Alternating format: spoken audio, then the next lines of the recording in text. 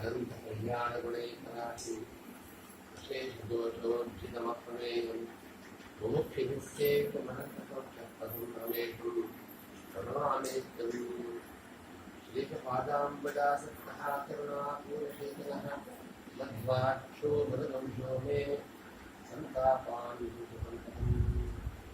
ಆನಂದನೇತ್ರೋ ಪ್ರದತ್ತೋ ನಿಜನ್ನಾರಾಯಣಾತ್ಮಯಃ ಪ್ರದರ್ಶಿತೋ ನಿರಸಂಜೇತೆ ಅರ್ಥಕಲ್ಪೋಯಂ ಪ್ರತ್ಯಕ್ಷಿರಗೇತನೇ ಯಾತ್ರಿಕನೇ ಭೂಯಾತ್ ಅಷ್ಟದಿಕ್ಕಾರ್ಥವಿದ್ರೇ ಅಪಾರವೈದ್ಯಂ ಗುರುಣಾಂ ಆತ್ಮಸ್ಮರೇ ದೇವಜ್ಞಾನಶ್ರೀ ಮನೋರಥಾಃ.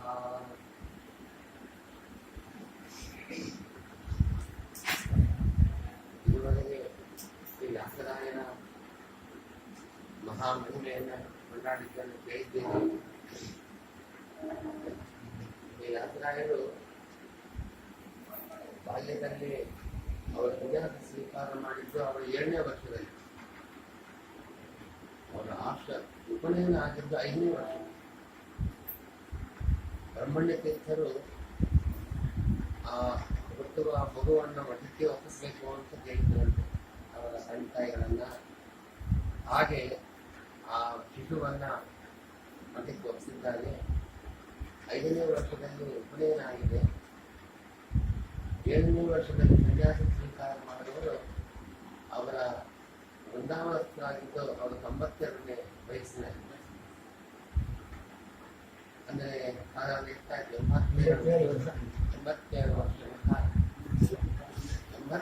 ವರ್ಷಗಳ ಕಾಲ ಈ ಪೀಠದಲ್ಲಿ ಇದ್ದವರು.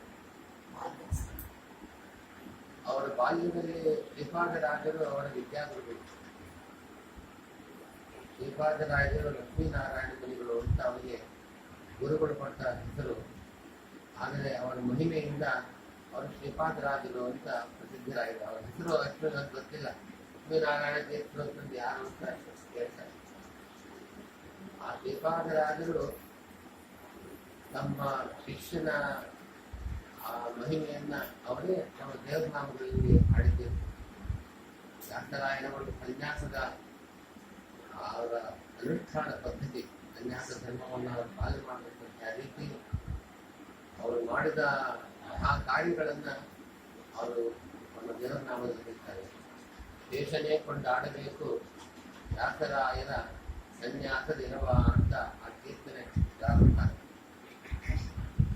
ಅವರ ಸನ್ಯಾಸ ಹೇಗೆ ಮಾಡ್ತಾ ಇದ್ದಾರೆ ಅಂತ ನಮಗೆ ವರ್ಣನೆ ಮಾಡಕ್ ಬರೋದಿಲ್ಲ. ಶೇಷದೇವರು ಕೊಂಡಾಡಬೇಕು ಅಷ್ಟು ರೀತಿಯಲ್ಲಿ 7ನೇ ವರ್ಷದಲ್ಲಿ ಸನ್ಯಾಸ ಸ್ವೀಕಾರ ಮಾಡಿದವರು. ಅವರ ವಿದ್ಯಾಭ್ಯಾಸವನ್ನು ಮುಗಿಸುವಷ್ಟೊತ್ತಿಗೆ ಒಳ್ಳೆ ತರುಣರವರು. ಆ ತರುಣರಾಗಿದ್ದವರು ಅವರು ಕೆಲವು ವರ್ಷಗಳ ಕಾಲ ಶ್ರೀಪಾದರಾಜರು ತಮ್ಮ ವಿದ್ಯಾ ಶಿಷ್ಯರು ಈ ಪೀಠಾಧಿಪತ್ಯವನ್ನು ನಿರ್ವಾಹ ಮಾಡಿದ್ದನ್ನು ನೋಡಿದ್ದಾರೆ. ಆ ಕಾಲದಲ್ಲೇ ಅವರಷ್ಟು ವೈರಾಗ್ಯ, ಜ್ಞಾನಭಕ್ತಿ ವೈರಾಗ್ಯ ಸಂಪನ್ನರಾಗಿ ಈ ಪೀಠದಲ್ಲಿ ವಿರಾಜಮಾನರಾಗಿದ್ದವರು. ಬೇರೆ ಅವ್ರ ಕಾಲದಲ್ಲಿ ಹೇಳ್ತಾರೆ, ಅದು ಎಲ್ಲಾ ಕಾಲಕ್ಕೂ ಅನ್ವಯಿಸಿದ ಮಾತನ್ನು ಶ್ರೀಪಾದರಾಜ ಹೇಳ್ತಿದ್ರು. ಸನ್ಯಾಸಿಗಳು ಅಂತಂದ್ರೆ ನಾವು ಅನೇಕ ಅವ್ರ ಕಾಲದಲ್ಲಿ ಅವ್ರು ಹೇಳ್ತೇವೆ. ಅವ್ರಿಗೋಸ್ಕರವಾಗಿ ಪ್ರತ್ಯೇಕವಾಗಿ ಅಡಿಗೆ ತಯಾರಿಸಿರ್ತಾರೆ. ಅವ್ರು ಸ್ನಾನ ಮಾಡಿ ಬಂದ ಕೂಡಲೇ ಬಟ್ಟೆ ಒಣಗಿಸಿ ಅವರಿಗೆ ಕೊಡೋದಕ್ಕೊಬ್ಬ ಶಿಷ್ಯ ಸಿದ್ಧನಾಗಿರ್ತಾರೆ. ಈ ರೀತಿ ಅವರ ಭೋಜನ ಸ್ನಾನದ ವ್ಯವಸ್ಥೆ ಹಿಡಿದು ಎಲ್ಲವನ್ನೂ ಕೂಡ ಶಿಷ್ಯರು ನೋಡ್ಕೊಳ್ತಾರೆ.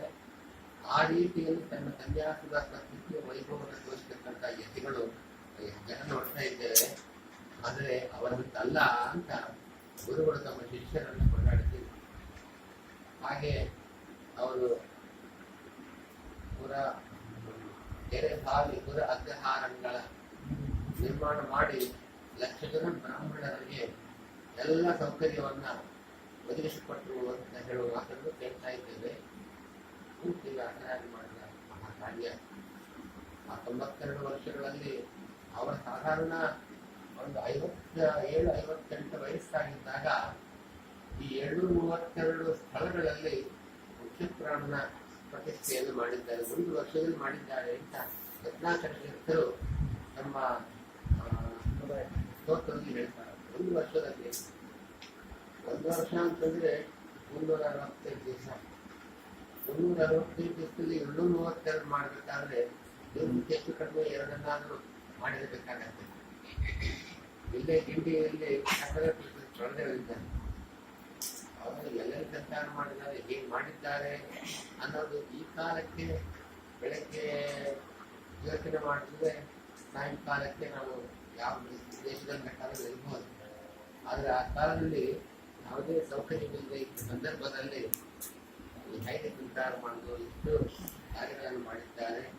ನಮ್ಮ ಊಹೆಗೆ ತಿಳ್ಕೋದಕ್ಕೆ ಸಾಧ್ಯವಿಲ್ಲ. ಅಂಥ ಮಹಾ ಕಾರ್ಯಗಳನ್ನು ಸಾಮಾನ್ಯ ಜನರಿಗಾಗಿ ಮಾಡಿದ ಮಹಾನುಭಾವರು ವಿದ್ವಾಂಸರಿಗೋಸ್ಕರ ಮಧ್ವಮಠದ ವಿಷಯದಲ್ಲಿ ಯಾರಾದರೂ ಬಂದು ಚರ್ಚೆ ಮಾಡಿದಾಗ ಅವರಿಗೆ ಸಮರ್ಥವಾಗಿ ಉತ್ತರ ಕೊಟ್ಟು ಅವರಿಗೆ ಪ್ರತ್ಯುತ್ತರ ಕೊಡೋಕೆ ಸಾಧ್ಯವಿಲ್ಲದೇ ಇರುವಂತೆ ಮಧ್ವಮಠದ ಸಂರಕ್ಷಣೆ ಮಾಡಿದ ಪುರಂದರದಾಸರು ಇದೇ ಅಭಿಪ್ರಾಯದಿಂದ ಹೇಳಿದ ಈ ಮುನಿಗಳಿದ್ದೇನು ಮಾಡಿದರು, ದಾಸರಾಯ ಮಧ್ವಮಠವನ್ನು ಉದ್ಧರಿಸಿದ ಅನ್ನೋ ಮಾತು ಪಾಡಿದ್ರು. ಆ ಕಾರಣದಿಂದ ತಾತ್ಪರ್ಯಬೇಕಾದ ಗ್ರಂಥಗಳನ್ನ ಚೆನ್ನಾಗಿ ಅಧ್ಯಯನ ಮಾಡಿದವರು ಮಾತ್ರ ಆ ಕೌಶಲ ಸಭೆಗಳಲ್ಲಿ ವಿದ್ವಾಂಸರನ್ನ ಎದುರಿಸಿ ಮಧ್ವಮಠದ ಸಮರ್ಥನೆಯನ್ನು ಮಾಡತಕ್ಕಂಥ ಅವರು ನೈಪುಣ್ಯವನ್ನು ಪಡ್ತಕ್ಕಂಥ ಸಾಮರ್ಥ್ಯ ಮಾಡ್ತಾ ಇದ್ದಾರೆ. ಅವರು ಇಷ್ಟೆಲ್ಲ ಮಾಡಿದವರು ನಾನು ಬೇರೆ ಶ್ಲೋಕ ಕರ್ನಾಟಕದ ಮಂಗಳಾಚರಣೆ ಶ್ಲೋಕ ಅವರು ಏಕೇತನ ಕೊಂಡಾಡುವಾಗ ಒಂದು ದೊಡ್ಡ ನಿಧಿ ಇದೆ. ಆ ದೊಡ್ಡ ನಿಧಿ ನಮಗೆ ಗೊತ್ತಿಲ್ಲ. ದೊಡ್ಡ ನಿಧಿ ಇದೆ, ಆದರೆ ನಿಧಿ ನಮಗೆ ಅದು ಸಿಕ್ಕಿಲ್ಲ. ಮನೆಯಲ್ಲಿ ಹಿಂದಿನ ಕಾಲದಲ್ಲಿ ನೆಲದ ಒಳಗೆ ನಿಧಿಯನ್ನು ಅನಿಸುತ್ತಾ ಇತ್ತು.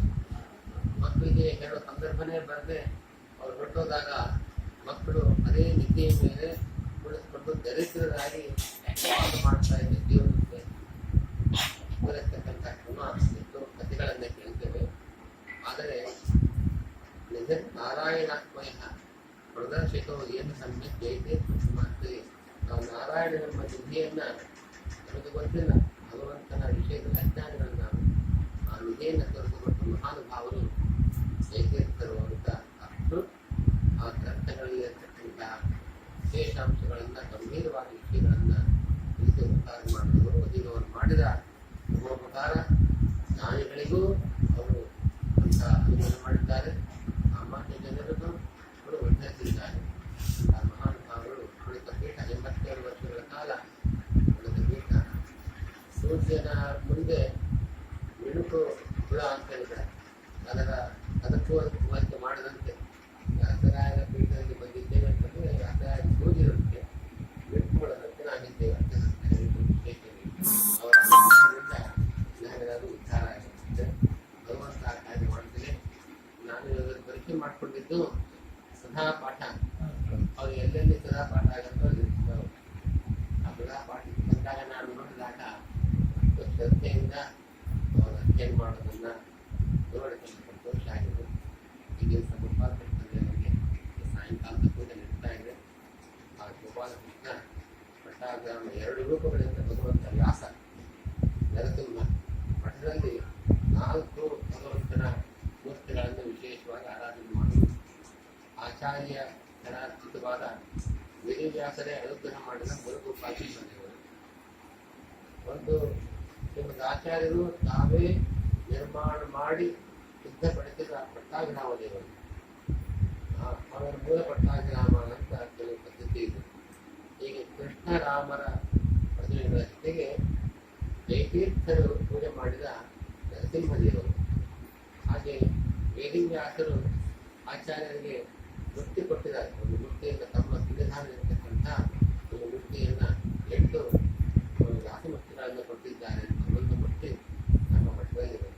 ಹೀಗೆ ವ್ಯಾಸ, ಗೋಪಾಲಕೃಷ್ಣ, ನರಸಿಂಹ ಮತ್ತು ಪಟ್ಟಾಭಿರಾಮ ಈ 4 ಮೂರ್ತಿಗಳು ಇಲ್ಲಿ ಪೂಜೆ ಆಗ್ತಾ ಇದೆ. ಆ ಎಲ್ಲ ಮೂರ್ತಿಗಳು ಸಂವಿಧಾನ ಇವತ್ತಿಗೆ ದೇವರ ಪೆಟ್ಟಿಗೆ ಬಂದಿದೆ, ಪೂಜೆ ಆಗ್ತಾ ಇದೆ.